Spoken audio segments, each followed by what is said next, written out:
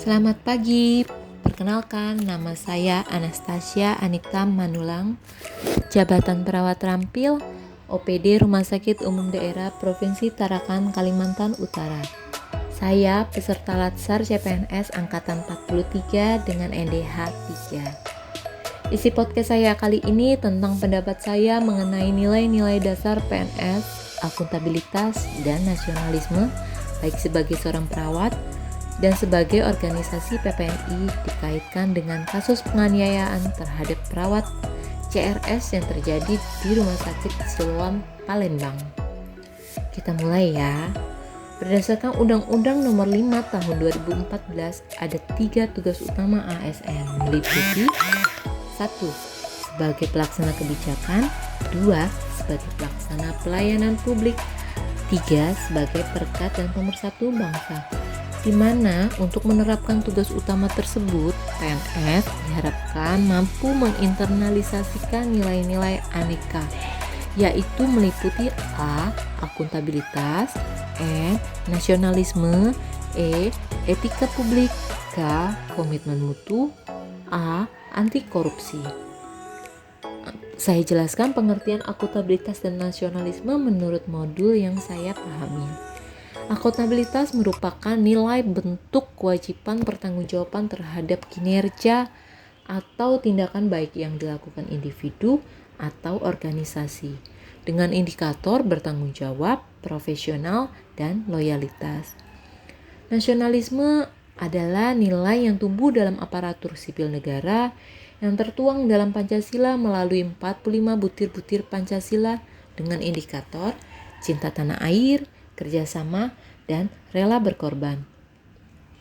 Dari pengertian tersebut, nilai akuntabilitas dan nasionalisme yang dapat diterapkan terhadap kasus penganiayaan perawat dengan inisial CRS yang terjadi di Rumah Sakit Siloam Palembang, yaitu di mana nilai akuntabilitas seorang perawat mampu memberikan asuhan keperawatan yang lengkap dan berkesinambungan yang menjamin keselamatan pasien dan dapat menerapkan standar operasional prosedur dalam segala tindakan dengan membiasakan membaca ulang SOP yang ada di saat waktu kosong dan mencari kendala dalam menjalankan SOP.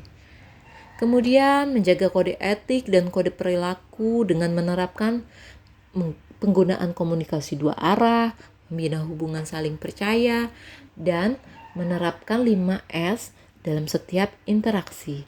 Senyum, sapa, salam, sopan santun.